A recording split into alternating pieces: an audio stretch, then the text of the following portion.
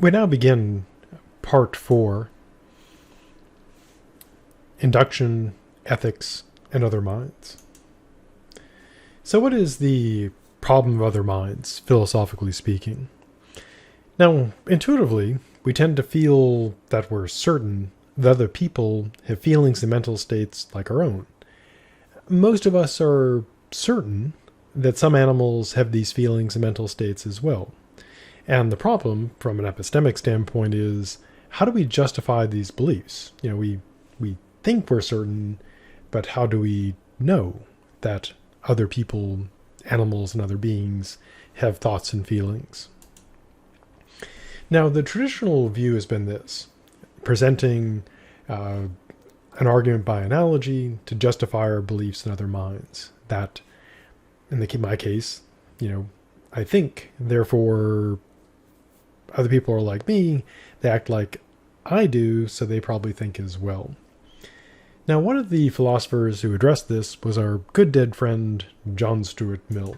He's probably best known for his work in ethics, but he wrote about a lot of stuff.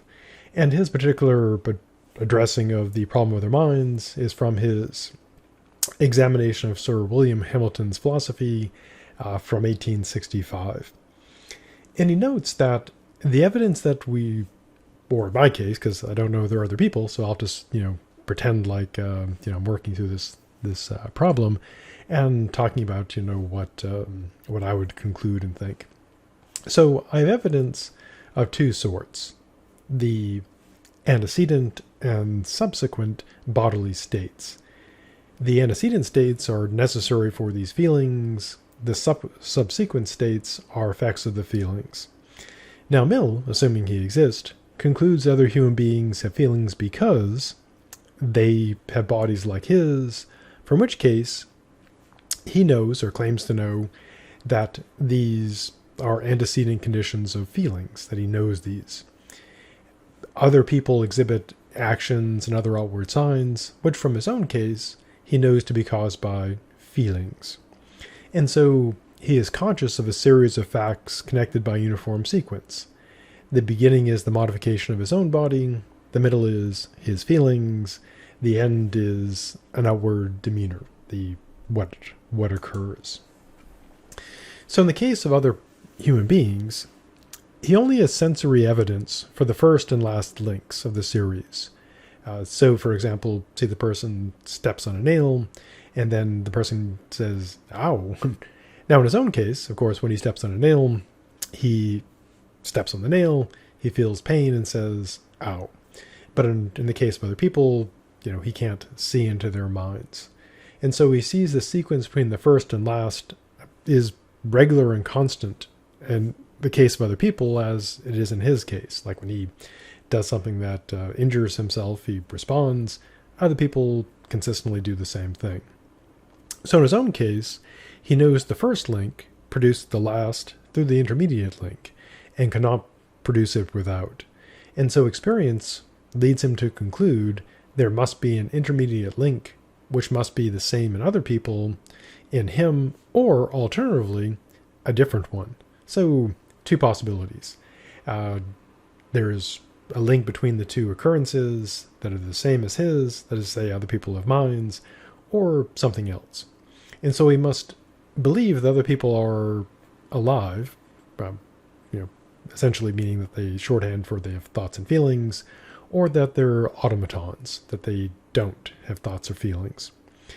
So by believing other people to be alive, that is to say by supposing the link between the first and the final to be the same as in his case, he brings other human beings as phenomena under the same generalizations which he knows by experience to be the true theory of his own existence. He basically extends it to other people, combining kind of an argument by analogy, they're like me, and in inductive generalization, this applies to everybody. So there are three causal states, in his own case. The initial modification of his body, such as when he steps on a nail, his feelings, the pain caused by stepping on the nail, and third, the subsequent bodily change a scream, the contorted facial expression, the sudden lifting of his foot. And so when other people step on nails, I behold the first and third conditions, but not the second. And I see the same physical states, but do not experience other person's feelings. Unlike Bill Clinton, he cannot feel other people's pain. So he infers that the other person has feelings because the way they behave the way, in my case, I behave. But I cannot prove that other people have feelings. This argument concludes only that it's probable that other people have feelings. So what are the kind of stock, criticisms of this argument? Well, one classic problem is this. There's no way to check on the correctness of the conclusion that other entities, other people, are experiencing feelings like my own. I can introspect into my own mind and see whether I am angry or fearful, but I can't extrospect into my neighbor's mind to see whether they're angry or fearful. I can't, feel their pain or see their thoughts. And of course, even if the argument for analogy was a good one, it being inductive reasoning means that it only gives us probability. As you might recall from the beginning of the course, inductive arguments are such that even if they're strong, and even if the premises are probably true, then the conclusion is only probably true. Yet, the criticism is that we feel it's more than probable that other people have minds. We intuitively feel certain. Now, a way to respond to that, of course, is to say, well, probability is good enough. I'm not certain, but it's probably the case. And that's a good enough reason.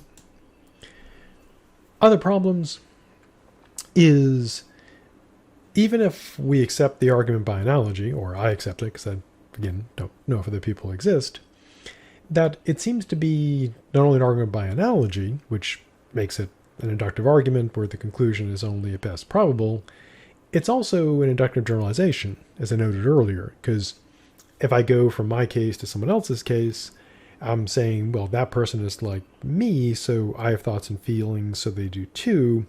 But of course, I generalize beyond just my particular comparisons to other individuals. I generalize to everybody, even people I haven't met. And I conclude that all human beings have thoughts and feelings. And I might extend it even broader to animals. And so kind of the problem is that usually when one engages in a generalization, you need to have a large sample size. Otherwise, it's what's called the fallacy of hasty generalization, going from a sample that's too small. And so in the case of reasoning from my own case to that of others, all other people, I have a sample size of 1, my own, and I'm extending it to everybody. And this would seem to be, by the standards of an inductive generalization, a very bad generalization.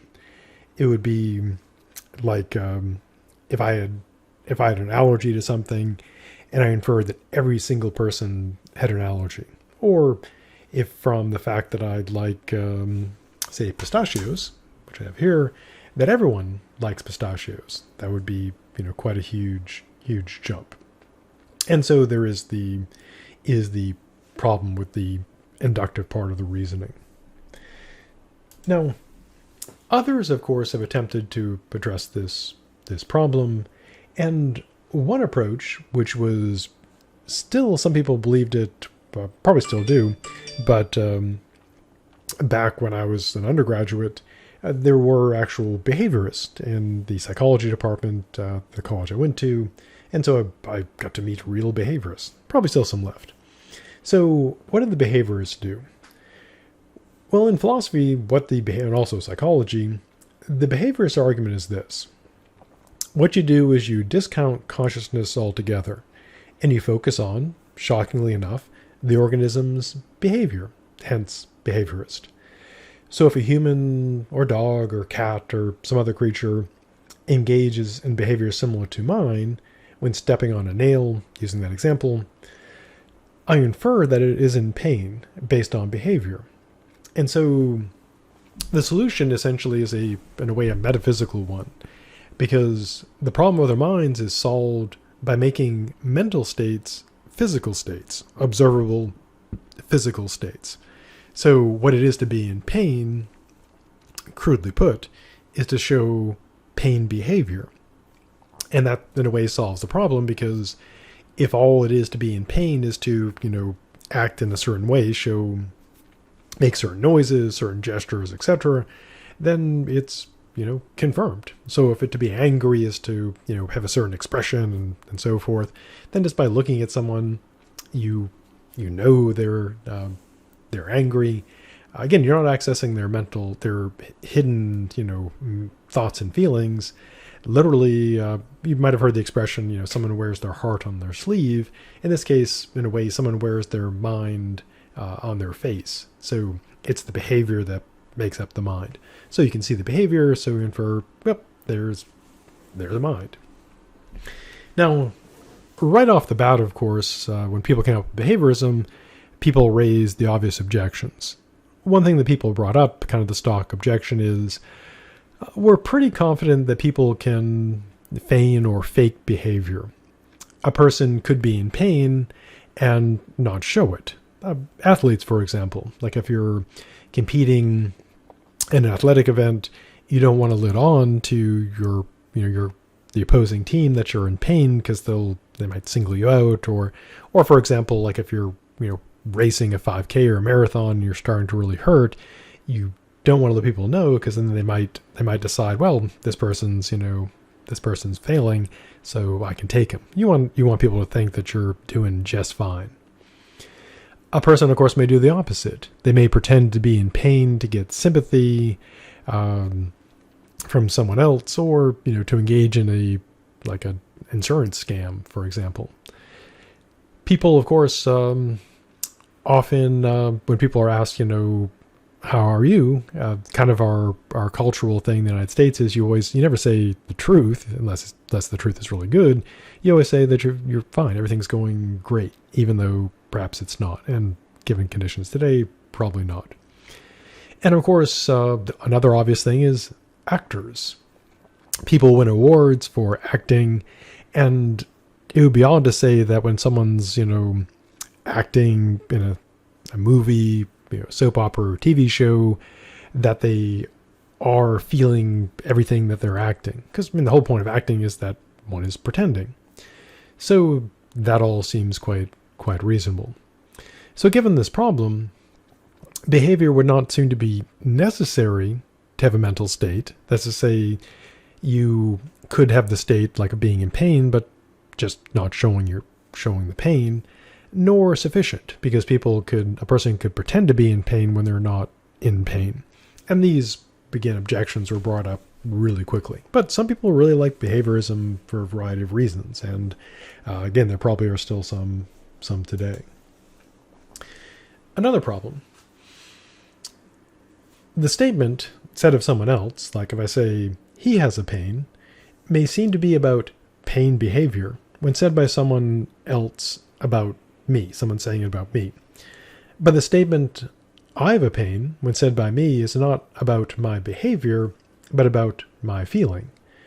So the first statement, if someone says of me that I have a pain, says to me, he has a pain, talking about me, refers to what I'm avowing when I say, I have a pain.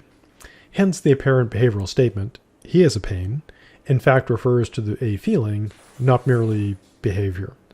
So he does not have a pain, when said by someone else of me, contradicts I have a pain, when said by me. Now, something we've seen, we talked about Descartes and others, is that you are, can't be wrong about that you feel pain and other things. So a first person avowal, such as I have a pain, would be self-evidently primary here. So behaviorism is to be rejected. Now, there were later behaviorists, such as the famous Ludwig Wittgenstein, who was super popular when I was in grad school. I don't know about now. Maybe still is. I haven't really kept up with the fads of grad school. Also, another philosopher, Malcolm, not Malcolm X, and also not Malcolm McDowell, but another Malcolm, last name Malcolm. They argued that behavioral criteria are necessary requirements for our attributing psychological phenomena. Wittgenstein said, an inner process stands in need of an outward criteria. And he had some interesting arguments about this matter that were, again, very much in vogue when I was in grad school. So people have been fighting about the problem of their minds for quite some time. So here's a bit of a survey of the battle. And much of it is kind of fighting and refighting very similar battles over and over again, kind of rehashing the same arguments. In part because the problem, people think they've solved it. They're like, I definitely solved it. Then people come along and say, you definitely have not. So we looked at John Stuart Mill. He gave like a kind of an early version of this argument, but not the earliest. I mean, that goes way back. There's also a fellow H.H. Price, another professional philosopher, again, being a famous philosopher, like being famous at curling or Magic the Gathering, which means you're really not famous at all. So what Price advances is kind of a sophisticated version of the analogical argument. And probably stealing from Descartes, as we'll see later, he bases this on not bodily states, but on language, which is, spoilers I suppose, that's how Descartes argues we can tell something's got a mind. You know, how he distinguishes between humans who have minds and animals, which he argues do not. And so, according to Price, it's by being able to verify meaningful utterances that I infer that others have minds like my own. Roughly put, if some other being is talking in a meaningful way, I infer they have a mind. And again, this is probably stolen from Descartes, and also is in some ways very similar to the Turing test. And he uses, you may wonder, like, why is there a picture of like a plant there? Well, here's why. Price says, if I was lost on a mountain and I hear a voice saying there's a path behind the rock on my right, I would infer there's another mind in the vicinity. I would do this even if the voice was coming from a tree or a gorse, G-O-R-S-E, bush. So essentially, the language argument. We infer a mind is present because of language use, and this rests on the obvious assumption that in order to use language, something must have a mind, which is, as we'll see in the future, the foundation of Descartes' argument. Now we turn to Norman Malcolm. What he does is essentially, common philosophical publication generator is a person argues or something, you argue against them, and you try to keep it going until the editors say that's enough of that. And so Malcolm ends up criticizing the general analogical argument. Again, the idea behind this is I reason, well, when I say cut myself, I feel pain, and then I respond like with ouch. I see if someone else cut themselves, I can't see into their minds, they say ouch, and I infer that they are probably in pain. And Price's argument was a language one. I encounter other people, they talk in meaningful ways, unlike, Alexa. Sorry, Alexa. Don't worry about it. That, in the case, we don't think that, even though they make sounds, they're not other minds. And Malcolm says, we actually intuitively, argument from intuition, we don't actually believe that meaningful utterances from like bushes would prove they have minds. And this is, again, a clash of intuitions. The Price thinks, well, if you're hiking and a plant is talking to you, and there doesn't seem to be like a prank, you don't find any microphones or any evidence that it's anything other than the plant talking to you, and you're able to engage it in conversation, Price says, well, you'd think it had a mind. And Malcolm says, well, no, you wouldn't think that. Now, he does reject the pure behaviorist theory, but he does contend that behavioral criteria are central to our belief about other minds. That, it's kind of in the case of us humans, would be kind of human-centric, perhaps human-biased. So we learn about pain by noticing other people, other humans, crying, grimacing, limping, holding their legs, etc., and presumably similar things with animals. And these features continue to be natural expressions of such behavior. So we would not, think it would make sense to suppose that a tree or gorse bush could have pain. And again, this is kind of a battle of intuitions. Now, of course, a person could counter by saying, well, yeah, we wouldn't see the tree typically, show symptoms like we would. It wouldn't, be crying or weeping unless it was kind of like an animated, perhaps cartoon-like tree or like a tree ant. But if, if someone, if I took like an axe and was like cutting a tree and I heard it crying out in pain, again, of course, I'd check to see if it was some kind of prank, but if it didn't look like me or act exactly like me, then I might have the intuition that it was feeling pain. Again, this comes down to kind of intuitions, and one could, argue against Malcolm that it would be sort of like speciesist to say that something must act like me in order to, properly have, pain. Another philosopher, Michael Levin, he ends up looking at the problem of their minds from the reliabilists, our good friends, the reliabilists we looked at in the previous section. And as you might recall, the reliabilists are externalists. They believe that if you're talking about justification, or just don't accept justification, just focus on knowledge, the idea being that if the belief is true and formed by a reliable process, then that belief is knowledge, even if the person can't say why they know. And that's why, as we saw, it's called externalism. So Levin takes a bit of time to explain how the belief in other minds have come about and why the problem with other minds is so intractable. And what he advances is an evolutionary account. And this was really popular some time ago and probably still popular among some circles today. I mean, in philosophy, in a sense, nothing ever really dies. It just becomes like fewer and fewer people embrace it. And then, like, initially it may be like a major thing where everybody in the department accepts it, except for that one, person who rejects it. And then it kind of reverses. Fewer and fewer people, accept it. And eventually it's kind of the reverse. You have that one, kind of strange philosopher who's clinging to this old view. That was once, the mainstream view. So Levin contends that we believe in other minds because evolution. It selected this, and this is a survival-oriented feature that essentially we act this way because doing so enabled us to reproduce, and we pass it on, and it has this benefit. Now, why can we not explain other minds? Well, the reason is, for him, is that we don't have an explanation, a full understanding of consciousness.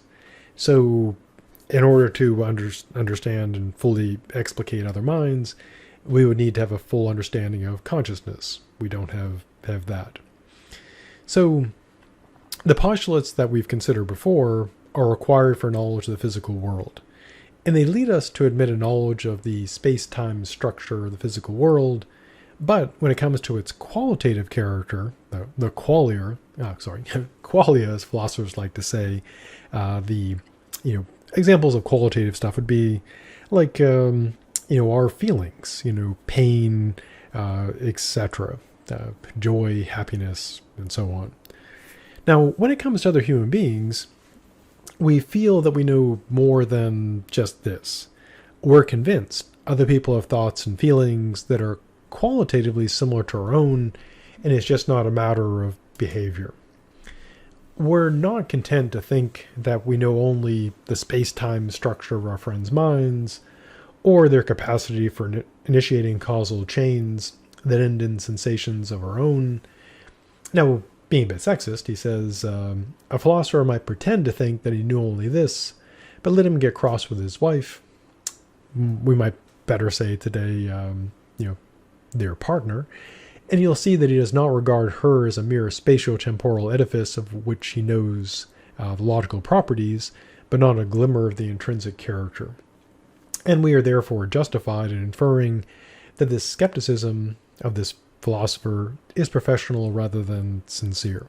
And this is kind of an argument of, again, kind of intuitions, that someone might And we saw this a bit in Hume. Hume says in a way, and Locke, where people kind of pretend to be skeptical, but in their everyday practices, they're really not. And Locke said, an example of the case of the fire, that a skeptic who really wants to test their skepticism about the external world, they could go stuff their head in a fire, but no one does this.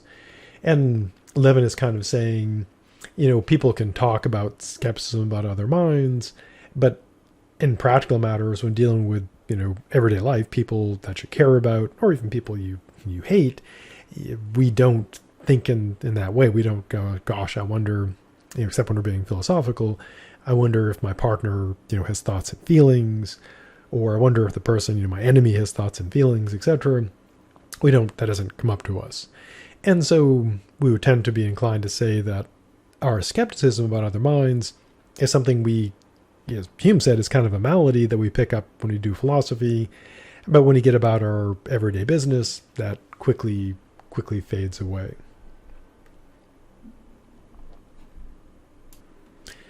Now, Bertrand Russell, a famous philosopher, famous for real during the time he was alive. He was pretty well known, probably largely forgotten about in popular culture today. But he addressed the problem of other minds. He wrote about a lot of stuff. So here's the problem. We've already looked at it, but his presentation of it. We observe in ourselves such things as remembering, reasoning, feeling pleasure, feeling pain. And when we look at sticks and stones, we don't think that they, remember, reason, or feel pleasure or pain, but we think that other people do. And most of us, or at least some of us, have no doubt that other animals, at least like dogs and cats, etc., feel pleasure and pain. And so as we descend in the animal kingdom, Russell says, we start having some doubts about, do fish, think, do they feel, etc. Do, worms think and feel? Do bacteria think and feel? But in the case of human beings, he thinks we really have no doubt. And because of this, he believes that belief in the minds of others requires some postulate that we don't need in physics, since physics doesn't need it. You don't need a knowledge of that type of thing. And so he is trying to sort out what this further postulate might be. Now, as mentioned before, people tend to kind of like keep recycling the same sort of argument. Descartes used this, in the 1600s, then later Mill in the 1800s, and then Russell, in the 20th century. People keep recycling it. They present, of course, the argument by analogy. So the reasoning Russell uses is this. The behavior of other people is in many ways analogous to our own. And we suppose that by analogy, it must have an analogous cause. So what people say is that if, they would say what we would say if we had certain thoughts, it's kind of like the language argument. So we infer they probably have these thoughts. So if someone says, that was a really good burrito, we infer that they were thinking, it was a really good burrito and enjoyed the burrito. And this sometimes gives us information that we can verify, and they behave in ways in which we behave when we are pleased or displeased, in circumstances in which we would be pleased or displeased. For example, if you also like burritos and someone has a burrito and says, that was a good burrito, I really like that, you would engage in that kind of burrito inference. And there are many, many ways in which, my responses to stimuli differ from those what we'd call dead matter, rocks and sticks and stuff, dead sticks, not living trees. And in all these ways, other people seem to resemble me. And so, as it's clear to me that the causal laws governing my behavior have to do with thoughts, it's natural to infer the same is true of the analogous behavior of my friends. That, again, by analogy, when I do things, it's because I think and feel, I see other people doing similar things, so I infer by analogy they also think and feel. Now, this inference, he believes, does not take us merely beyond solipsism by maintaining that sensations have causes about which something can be known. Now, solipsism is a philosophical view that, in my case, that only I exist. When Descartes, was doing his Descarting, before he got to the evil demon, thinking that maybe he is the cause of all his ideas, that would be solipsism. So literally, it would be the view, and I mean literally, not literally figuratively, that I am the only being that exists. Now, in the case of the problem with their minds, one could, think that there are other beings that exist, and the question there is not so much does anything exist outside of myself, but the question of the problem of their minds is, do these other beings, do they have thoughts and feelings? Now, so the problem of the external world, is there anything, beyond me? That, of course, would, subsume the problem of their minds, because if nothing exists besides me, then, there would be no other minds. So getting back to the main concern, what we're concerned about here is the inference that is involved in our knowledge of the thoughts and feelings of others. So, assuming there are other beings, how would I know that they think and feel? So, obviously, since we looked at skepticism throughout the course of the course, we could make the claim, or I could, again, don't know if anyone else exists, that such knowledge is doubtful. There are, as we saw in the case of Descartes, there can be the general argument that we may be dreaming. So sort of a general skepticism, or in all the other skeptical arguments. Again, if you don't have reason to think that other beings exist, then you have no reason to think that other beings have minds. Now, also stealing from Descartes, probably, there's also the possibility of ingenious automata. Essentially, what he's imagining is, machines that would seem to be act like people, but one assumes by hypothesis don't have thoughts and feelings. And he thinks that, again, he was alive during the 20th century, so he saw, a fair amount of, he saw like electronics and machines and so forth.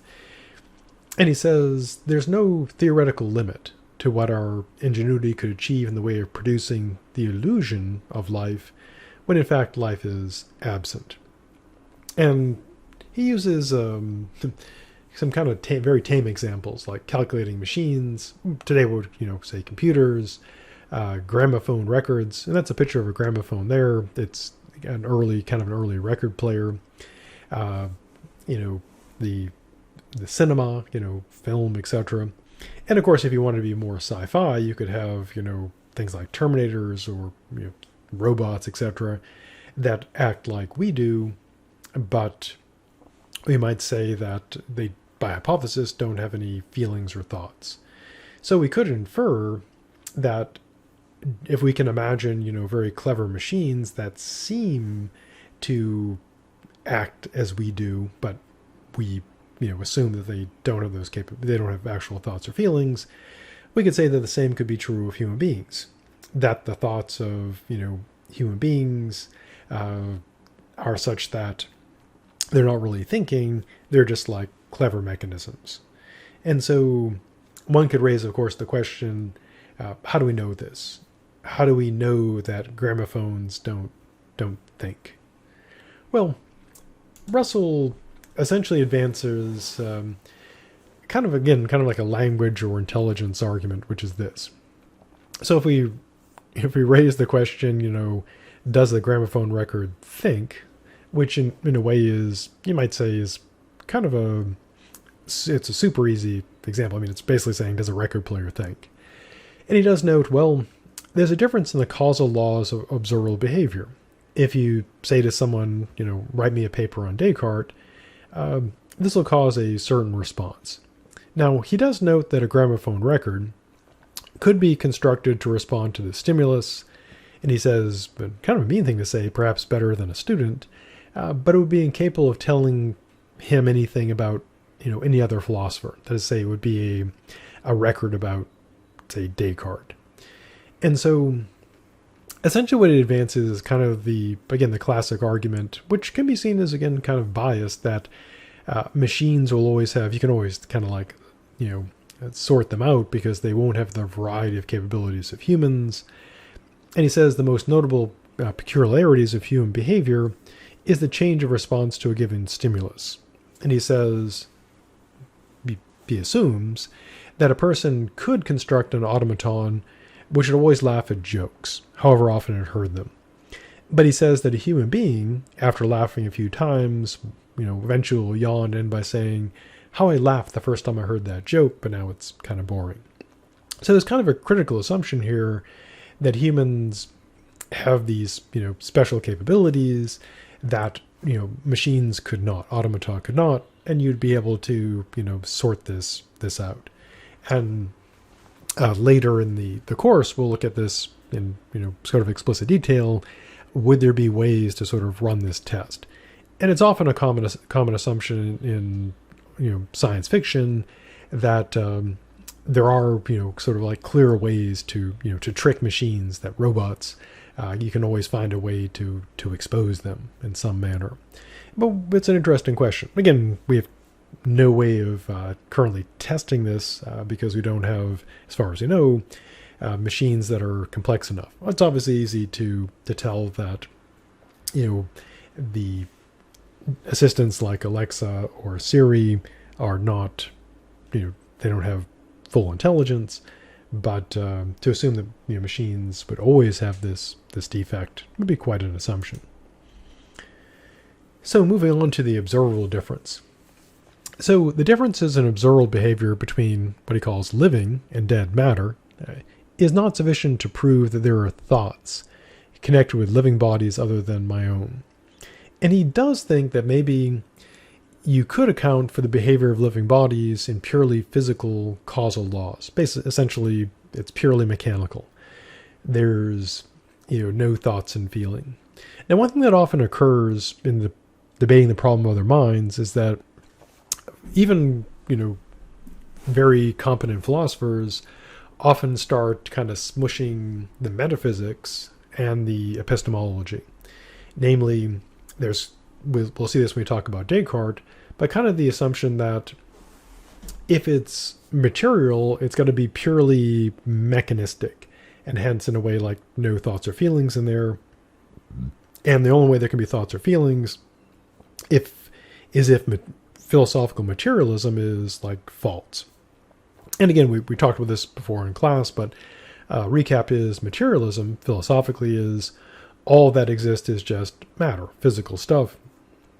And what we might call the mind would be a purely physical system.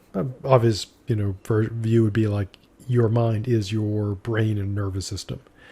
Dualism, of course, is the view that you have a body, but you are an immaterial mind. And many philosophers, and mostly in the past, less so now, would tend to think that the mind has to be immaterial. But that's kind of begging the question. But anyways, getting back to the point. So he does believe that it's probably impossible to refute philosophical materialism by external observation alone. And if we are to believe that there are thoughts and feelings other than our own, then it must be in virtue of some inference in which our own thoughts and feelings are relevant. And he thinks that such an inference must go beyond what is needed in physics.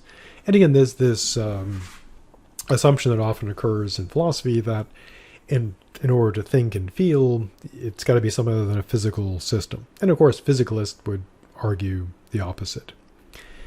Now, he's not trying to discuss the history of how we come to believe in other minds, kind of the causal pattern of this. But he does think that we believe in them when we first begin to reflect. So the thought that mother may be angry or pleased is one that arises early in infancy.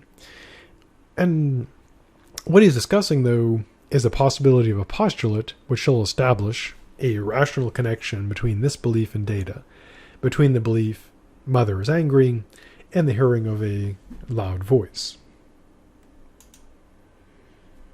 So how do we do this according to him? So what he asserts is that we know from our self-observation a causal law of the form A causes B, where A is what I would call a thought, and B is a physical occurrence. And we sometimes observe a B, a physical occurrence, when we cannot observe any A. We then infer an unobserved A. For example, usually when I say I'm thirsty, unless I'm lying, I say that because I am thirsty. So when I hear the sentence, I am thirsty, at a time when I'm not thirsty, and someone else is saying this, I assume that someone else is thirsty. I assume this more readily if I see before me someone who's, drooping and sweating, who goes on to say something like, I've walked, 20 miles in the desert in this heat with never a drop to drink. Kind of dramatic, but, one would tend to believe things, the greater the evidence. And so he believes that his confidence in this inference is increased as the datum gets more complicated, more complex, and by increased certainty of causal law derived from subjective observation, provided the causal law is such as to account for the complexities of the datum. In other words, I'm more likely to believe the words correspond to an internal feeling, the more evidence I have for that. Now, it is clear that insofar as a plurality of causes is to be suspected, this kind of inference we have been considering is not a valid argument, obviously. We are supposed to know that A causes B, and also to know that B has occurred. If this is to justify us inferring A, we must know that only A causes B, because we'd have to go from, if we're going from B to A, we have to know that if we have B, then we must have A. Or we could be content to reason inductively that A is probable. It will suffice that we can know that at least in most cases, it's A that causes B. So if we have B and A mostly causes B, then we can infer we probably have A. And he uses the obvious, weather analogy. If you hear thunder while having seen lightning, you confidently infer that there was lightning, because you're convinced the sort of noise, the thunder, you heard is seldom caused by anything except for lightning. So this principle is not only employed to establish the existence of other minds, but of course, he argues in favor of it, that we habitually assume it, though in a much less concrete form, in physics. He says in a less concrete form, because unseen lightning is only abstractly similar to seen lightning, whereas we suppose the similarity of other minds to our own to be by no means purely abstract. Now, in terms of the complexity in the observed behavior of another person, when this can all be accounted for by a simple cause such as thirst, increases the probability of the inference by diminishing the probability of some other cause. So the argument would be this. From subjective observation, I know that A, which is a thought or feeling, causes B, which is a bodily act, such as a statement like, I'm thirsty. I know also that whenever B is an act of my own body, A is the cause. That is to say, whenever I say I'm thirsty, but again, I'm not lying, that it is because I am thirsty. I now observe an act of the kind B in a body not my own, and I am having no thought or feeling of the kind A. That is to say, someone else says they're thirsty, but for some reason it's important that I am not thirsty and I am not saying this. But I still believe, on the basis of self-observation, that only A can cause B, that the person would say they were thirsty only if they were thirsty. I therefore infer that there was an A which caused B, though that it was not an A that I could observe. So when a person says they're thirsty, and I don't have evidence that they're being deceptive, then I infer that they were feeling thirst. So on this ground, I infer that other people's bodies are associated with minds, which resembles mine in proportion as their bodily behavior resembles my own. And essentially, using the star argument by analogy, one considered by Descartes centuries before Russell, which is, in the case of animals, their they act like I do what I do because I think and feel, therefore they think and feel as well. Now in practice, of course, the exactness and certainty of these above statements must be sort of like softened or watered down. Obviously, I can't be sure in my subjective experience that A is the only cause of B, that me saying I'm thirsty is the only possible, that thirst is the only possible cause. And even if A is the only cause of B in my own experience, I run into another problem, namely the inductive generalization. How can I know that this holds true outside of my own experience? That just because it's happened in my own case, how do I know that it holds in all the other cases I've not observed? Now, he essentially embraces induction here. It's not necessary that I know this with any certainty. It's enough that it be highly probable. And so it's the assumption of probability in such cases that would be the postulate that he wants. So what's his postulate going to be? Well, it's this. If, whenever we can observe whether A and B are present or absent, we find that every case of B has an A as a causal antecedent, then it is probable that most B's have A's as causal antecedents. Even in cases where observation does not enable us to know whether A is present or not, and he says this postulate, if accepted, justifies the inference to other minds, as well as many other inferences that are made unreflectingly by common sense.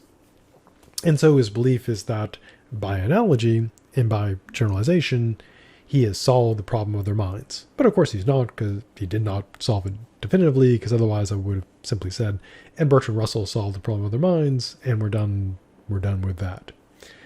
Next we'll move on to what I mentioned before, René Descartes looking beyond humans to the question of how can we know that animals think, or as Descartes argued, how do we know that they don't think?